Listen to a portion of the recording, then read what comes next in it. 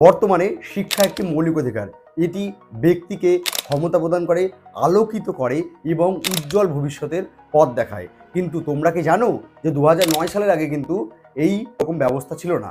কারণ 2009 সালের আগে আমাদের শিক্ষার অঙ্গনে প্রতিটি শিশুর প্রবেশাধিকার কিন্তু সহজ ছিল না।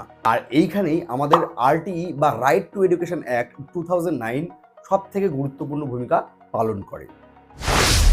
2009 সালে ভারত সরকার আরটিই অ্যাক্ট 2009 প্রণয়ন করে, যা প্রতিটি শিশুকে বাধ্যতামূলক এবং বিনামূল্যে শিক্ষা প্রদান করে।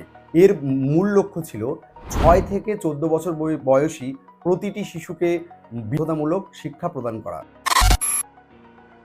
এইবার আমরা জেনে নেব যে আরটিই অ্যাক্ট 2009 হঠাৎ প্রয়োজন পড়ল কেন। 2009 সালের আগে ভারতে লক্ষ লক্ষ শিশু অর্থাভাবের জন্য আমাদের শিক্ষার অঙ্গনে প্রবেশ করতে